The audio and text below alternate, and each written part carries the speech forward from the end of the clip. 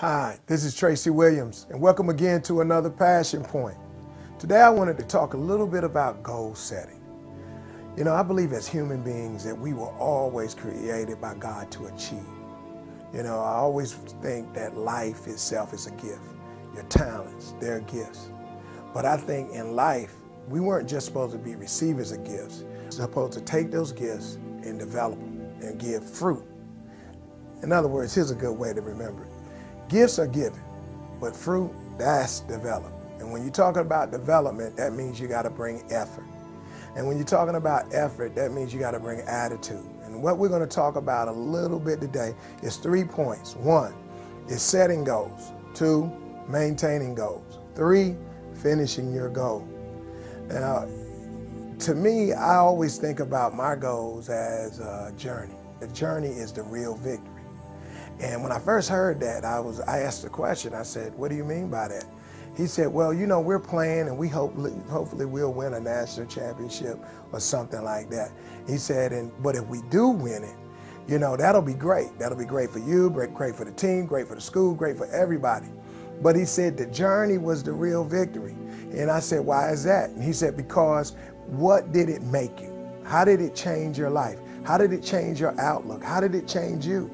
Now, as an athlete, you know, it was a couple of levels that I saw right off what he was talking about. 1, physically it changed me because we did a lot of running. We started out with 2, sometimes 3 a day practices, lifting weights, all kinds of stuff like that. So I know physically I was a different person than I was at the end of the year than I was when I started the year.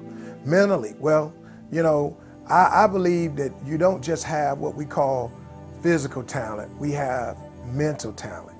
Mental talent, just like physical talent, is something that can be acquired, it can be developed, increased. It's all about whether or not you want to put the effort into it. One of my mentors, Jim Rohn, said this. He said that if you work on your job and you take that same effort and spend that time working on you personally, he said, working on your job, it'll give you a living. Working on yourself will make you a fortune. And I believe that. So, and I also it helped a lot because I'm an athlete. When you start the training process, you know physically you're going to be able to get better. You're going to be stronger. Your endurance is going, your stamina, all of that's going to increase. Why? Because we're working on it. We're bringing that effort, we're training, and we're being consistent and being disciplined about it. Also, mentally the same way. I always tell kids when I'm training them in basketball that you have to learn how to watch the game. You watch the game in three different ways.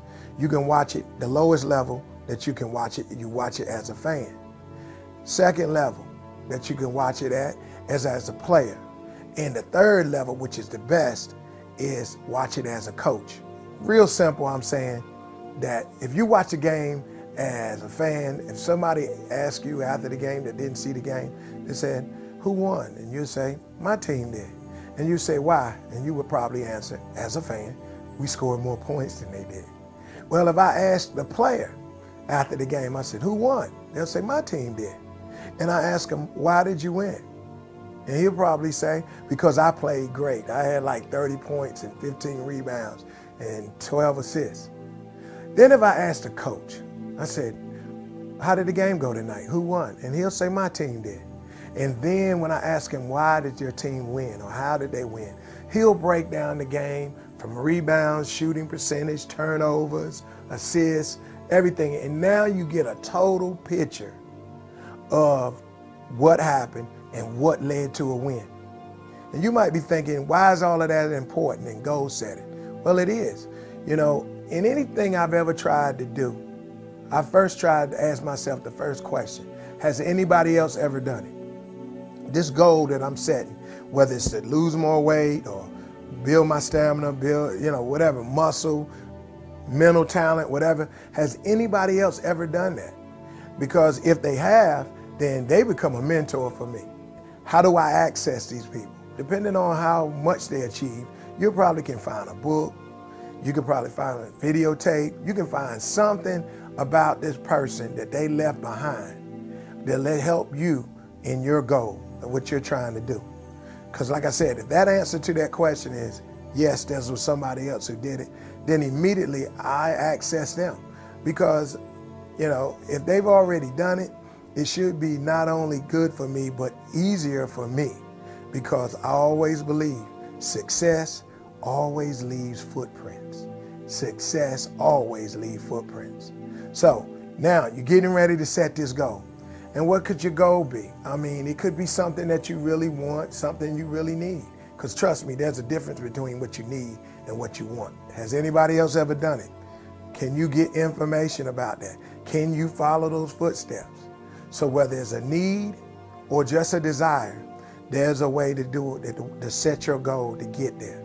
So whatever you want to do, you take that goal. And the first thing I always say, write it down. Once you write it down, it ceased to being a thought or a dream, and now it becomes a goal. Any dream, any thought becomes a goal the moment you write it down. Then the next thing you want to be able to do is maintain it. Well, the first thing you got to do is take action. When you maintain it, that means you're taking action. And you got to keep telling yourself, like I do, before I can go someplace I've never been, I first must become somebody that I never was. So I begin to change. You know, I never really liked reading it that much when I was growing up. I feel so sad about that now. I love to read now. I love to read. I love researching. I love all of that stuff now. Probably because I've been able to make some money doing it. But also, but most of all, I've found fulfillment in the fact that I've been able to take some information, learn some stuff, and it helped me, one, live better, you know, as I learn better, and it helped me to earn better. Because I tell kids all the time, the more you learn, the more you earn. So in maintaining that goal, you got to take action. Now, you don't even really have to take big steps every day, but you have to do something every day that takes you towards that goal. Whether it's something you read, something you listened to, something you actually done, or a combination of those things. But you got to do a little bit of something every day. I remember when I was trying to learn how to dribble with my left hand.